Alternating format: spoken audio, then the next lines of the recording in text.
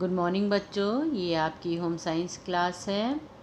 आपको लेसन 3 गृह कार्य व्यवस्था परिवार के संबंध में इसके 2 वीडियो पहले भी पढ़ा चुके हैं। ये तीसरा लास्ट वीडियो है। इससे पहले जो हमने आपको बताया था, गृह कार्य व्यवस्था का अर्थ, गृह कार्यों का वर्गीकरण, दैनिक कार्यों का नियोजन, कार्य व्यवस्था के सिद्धांत, गृह कार्य व्यवस्था को प्रभावित करने वाले कारक, गृह कार्य व्यवस्था को कुप्रभावित करने वाले कारक, कुशल गृह व्यवस्था बनाए रखने के लिए गृहिणी के गुण, फिर समय व शक्ति के बचाव के सुझाव। आज मैं आपको पढ़ाऊंगी पारिवारिक आय तथा कार्य व्यवस्था। कार्य व्यवस्था को सुचारू रूप से चलाने के लिए भौतिक साधनों का होना अनिवार्य है। आज के युग में इसके अभाव में कार्य व्यवस्था चल ही नहीं सकती। भौतिक साधनों के उपलब्ध होने का प्रमुख माध्यम परिवार की आय है। अतः परिवार को चलाने और उसकी व्यवस्था को बनाने के लिए परिवार की उचित आय का होना आवश्यक है। साधारण शब्दों में परिवार को दैनिक, मासिक, छमाही और सालाना प्राप्त होने वाले धन को परिवार की आय कहते हैं। इस प्रकार पारिवारिक आय एक निश्चित समय में कमाई जाने वाली वो धनराशि जो परिवार की आय कहलाती है।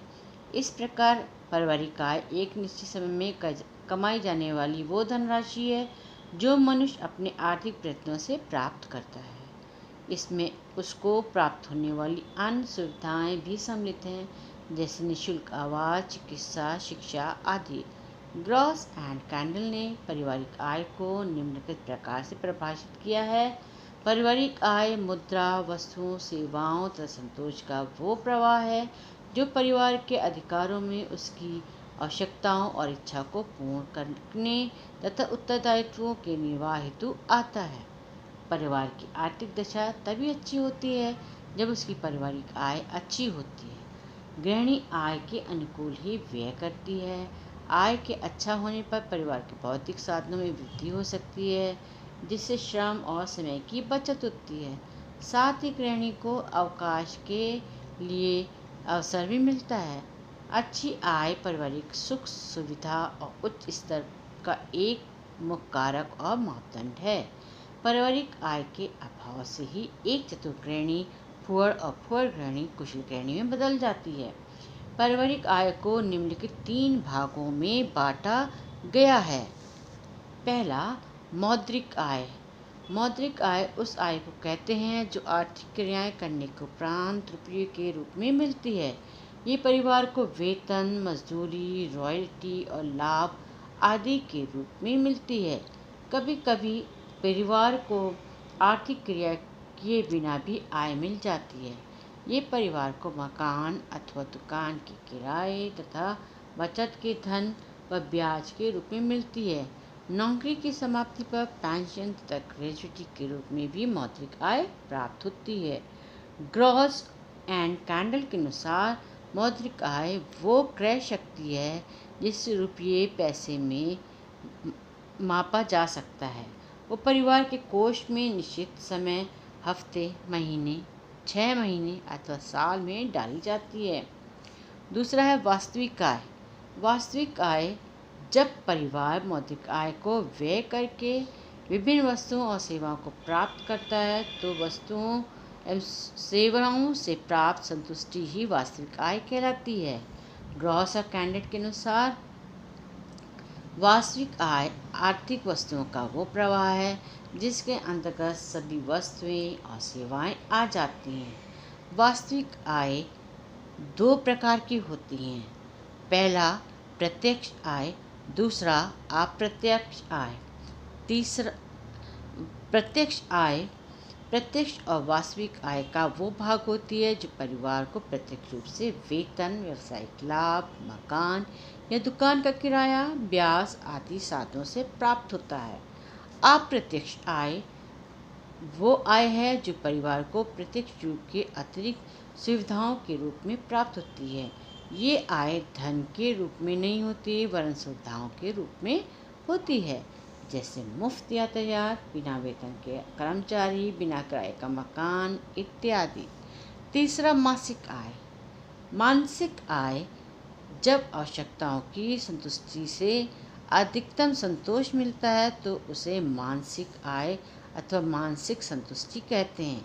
ये गृहिणी के विवेक और कार्यकुशलता पर निर्भर करता है। मानसिक आय केवल अनुभव की जाती है। पारिवारिक आय का अर्जन। परिवार में आय निम्नलिखित दो प्रकार से अर्जित की जा सकती है। पहला, उपार्जित, दूसरा अनुपार्जित। उपार्जित आय परिवार के आर्थिक प्रयत्नों द्वारा वेतन के रूप में प्राप्त होती है और अनुपार्जित आय के लिए परिवार को किसी प्रकार का कोई प्रयत्न करना नहीं पड़ता, जैसे मकान, दुकान का किराया, सट्टा व लॉटरी इत्यादि। पारिवारिक आय के साधन। पारिवारिक आय प्राप्त करने के लिए साधन निम्नलिखित हैं। पहला, वेतन। मानसिक और शारीरिक प्रयत्नों के फलस्वरूप मुख्यतः माह में प्राप्त होने वाली धनराशि को वेतन कहते हैं। ब्याज।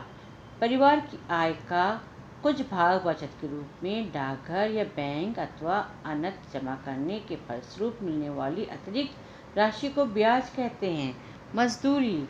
शारीरिक कार्य करने के फलस्वरूप मिलने वाली दैनिक धनराशि को मजदूरी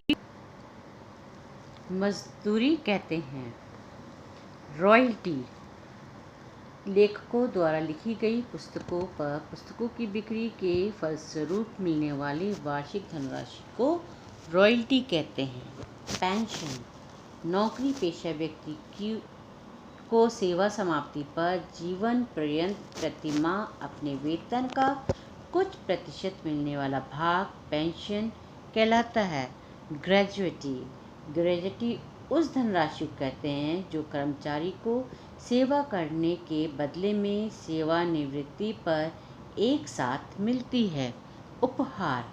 उत्सवों, जन्मदिन, विवाह आदि पर प्राप्त वस्तुएं या रुपये उपहार कहलाते हैं। व्यावसायिक लाभ। कोई भी व्यवसाय चलाने पर जो लाभ प्राप्त होता है वो व्यावसायिक लाभ कहलाता है। ये लाभ प्रत्यक्ष आय के अंतर्गत आता है। लघु उद्योग। खाली समय में घरेलू उद्योग धंधों से आय में वृद्धि की जा सकती है, जैसे पापड़, कचरी, जैम, जेली, अचार, मुरब्बे, चटनी बनाना, हस्त एवं शिल्प कला की वस्तुएं यथा गुड़ियाँ बनाना, सजावट की वस्तुएं बनाना, पर्स तैयार करना आदि। किराया।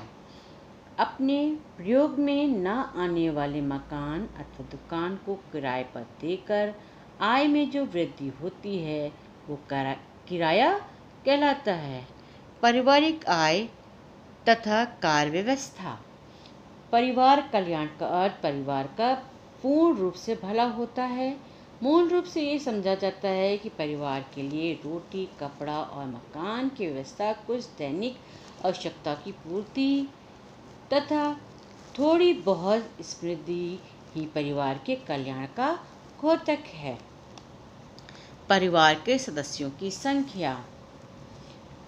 परिवार के सदस्यों की संख्या गृहिणी एवं परिवार की कार्यकुशलता को बहुत अधिक प्रभावित करती है। परिवार की कार्यकुशलता इस बात पर निर्भर करती है कि परिवार में कितने सदस्य हैं, उनका व्यवहार और गृहिणी के प्रति कैसा है और गृह कार्य में वे कितना सहयोग प्रदान करते हैं। परिवार के सदस्यों का पारस्परिक प्रेम, सहयोग और उनका एक दूसरे के प्रति व्यवहार तथा कार्यों के प्रति रुचि परिवार के संगीन विकास का सबसे पहली और महत्वपूर्ण कुंजी है। भारत में अधिकांश संयुक्त परिवार प्रणाली है। दादा से लेकर पोते तक एक परिवार के अंग हैं। इसलिए संयुक्त परिवार में परिवार का मुखिया कार्य का विभाजन समय और श्रम को ध्यान में रखकर करता है। परिवार में यदि एक या एक से अधिक महिलाएं हैं तो एक महिला सुबह का नाश्ता खाना बनाना, दूसरी महिला शाम की चाय और रात्रि के भोजन का कार्य संभालती है। यदि इसके अतिरिक्त भी परिवार में अन्य महिलाएं हैं तो वे बच्चों की देखरेख और गृह के अन्य कार्य संभालती है। प्रायः गृह के आंतरिक कार्य महिलाएं करती हैं और पुरुषों को बाह्य कार्य सौंपे जाते हैं। परिवार के पुरुष सदस्य अवकाश मिलने पर बैठक की सफाई, पौधों को पानी देना, बच्चों को पढ़ाना इत्यादि में भी सहयोग प्रदान करते हैं। संयुक्त परिवार में सभी सदस्यों को कार्य करना आवश्यक होता है। ऐसा न होने से कार्य व्यवस्था में असंतुलन पैदा हो जाता है, जिसकी वजह से कलह और आपसी मनोमालिन्य जन्म लेने लगता है। परिवार के सदस्यों का व्यवहार एवं कार्य व्यवस्था एवं परिवार के विकास के लिए सभी सदस्यों का एक दूसरे के प्रति मधुर और आत्मीय व्यवहार बहुत ही महत्वपूर्ण स्थान रखता है। गृहिणी के प्रति परिवार के सदस्यों का स्नेहपूर्ण व्यवहार ही गृहिणी को कार्य करने के लिए प्रेरित करता है। यदि उसके कार्यों को समय समय पर प्रशंसा होती रहे तो गृहिणी अधिक उत्साह से कार्य करती है। गृहिणी से हुए नुकसान और भूलों की अधिक आलोचना करने से गृहिणी की कार्य के प्रति अरुचि हो जाती है और वो सही ढंग से कार्य नहीं कर पाती।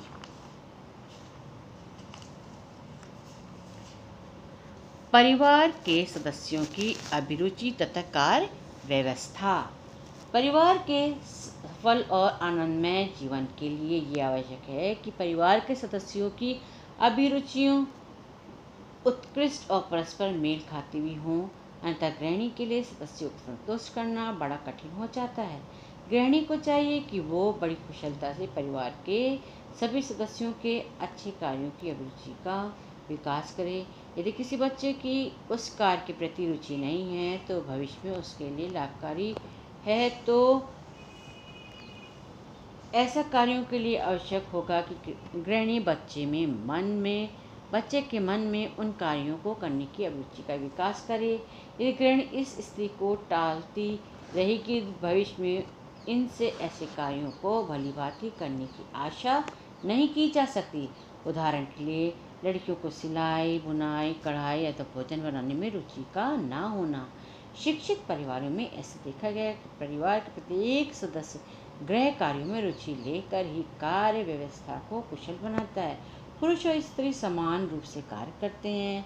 अवकाश का समय बच्चों और परिवार में कुशल बनाने में सहायक होते हैं।